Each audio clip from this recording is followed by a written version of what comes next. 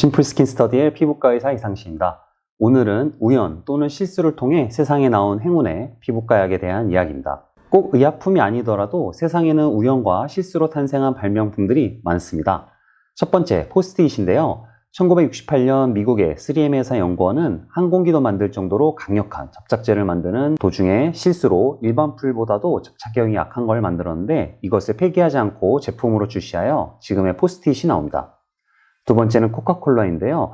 처음에는 콜라나무 열매의 향과 알코올 등을 섞어 만들었는데 알코올 때문에 많은 사람들이 마시지 못하자 알코올 대신 물을 넣으려다 실수로 탄산수를 섞어 지금의 콜라가 탄생했습니다. 오늘은 피부과 약 중에서도 이런 재밌는 케이스들을 소개할 건데요. 꼭 피부과 약 말고도 다른 의학 분야에는 이런 약들이 많아요. 그 이유를 알기 위해 먼저 의약품을 만드는 과정을 설명할게요. 보통 신약 개발에는 최소 10년 이상의 험난한 여정이 필요합니다. 하나씩 보면 우선 여러 화합물질을 합성하여 최적화 물질을 찾아 신약 후보를 결정하는 데만 약 4에서 7년이 걸려요. 후보 물질을 찾으면 동물 실험으로 안전성 입증을 하는데 이를 전임상 과정이라고 합니다. 통과하면 임상 실험을 위해 식약처에서 신청도 해야 되고 이 과정도 보통 2년 정도 걸려요. 전임상을 통과하면 이제 사람을 대상으로 임상 실험을 5에서 6년에 걸쳐 시행합니다. 가끔 지하철, 버스 광고판에 다음과 같은 모집 광고를 보셨을 거예요. 모두 이 임상 과정에 있는 약들이라고 생각하시면 됩니다. 이 임상 단계에서 돈이 가장 많이 들어가요. 만약 임상 3상까지 통과가 되면 드디어 시판을 하는데 이 과정도 2년 정도 걸립니다. 드디어 최소 10년 이상 시간이 걸려 신약이 하나 나왔습니다. 하지만 불행히도 전체 성공률은 10%도 되지 않아요. 그러면 처음부터 다시 시작해야 되니 천문학적인 돈이 엄청 들어갑니다.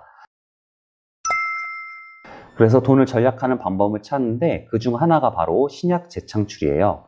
예를 들어 심장약 개발로 동물 실험까지 통과한 약인데 임상 실험에서 효과는 없고 엉뚱하게 부작용으로 털이 많이 나왔다고 가정해 봅시다.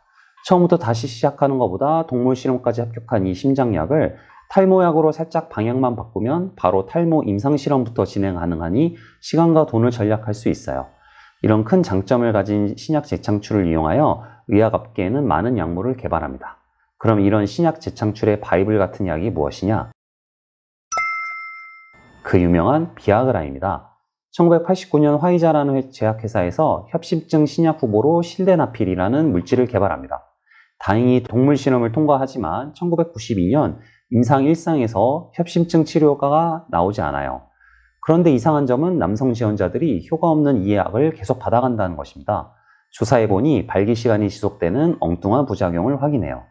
관계자들은 긴급 회의를 열어요. 이미 막대한 연구비를 투자하고 동물 실험까지 통과한 약을 버리기엔 너무 아깝다. 방향만 살짝 발기부전 치료로 바꾸면 바로 임상 1상부터 진행하면 되니 시간과 돈을 절약할 수 있다고 판단합니다. 그리하여 1994년 발기부전 치료약으로 임상 실험을 진행하고 1998년 드디어 비아그라라는 상표로 발기부전제가 세상에 나옵니다. 이름은 정력이란 뜻의 라틴어와 나이아가라 폭포의 이름을 조합하여 만듭니다. 이 비아그라는 엄청난 성공을 거두었고 2000년도에는 상까지 받으면서 다른 제약사들의 부러움의 대상이 돼요. 이후로 이런 신약 재창출은 많은 제약사에서 현재까지 많이 시도되고 있습니다. 피부과 중에도 이런 경우가 많아요. 하나씩 살펴보면 처음에 전립선 비대증 치료로 나온 성분명 피나스테라이드가 털이 많이 나는 부작용을 발견하고 용량을 줄여 프로페시아라는 유명한 탈모약이 됩니다. 2008년 특허가 풀려 여러 제약회사에서 미노페시아, 메디페시아, 유페시아, 다나페시아, 다모페시아 등등 수백 개의 제너릭 약들이 쏟아져 나오고 있습니다.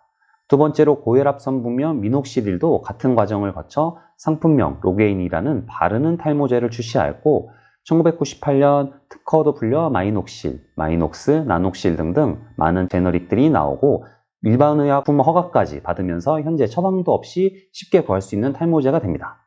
세 번째로 보툴리눔 톡신도 처음에는 사시치료로 사용하다 주름 개선 효과를 발견하여 상품명 보톡스를 출시하고 현재 피부과에서 가장 많이 사용하는 제품 중 하나가 돼요. 마지막으로 상품명 비마토프로스트는 녹내장 치료 안약이었는데 속눈썹이 길어지는 부작용을 발견하여 속눈썹 발모제 상품명 라티셀을 최근에 출시합니다. 지금까지 뜻밖의 우연으로 나온 피부과 약을 보았는데요. 이러한 유명한 약들의 시작은 작은 우연이었습니다. 제가 좋아하는 영화에도 이 우연이라는 단어가 나와 잠깐 여러분께 소개해 드릴게요. 바로 영화 엽기적인 그녀의 마지막 장면인데요.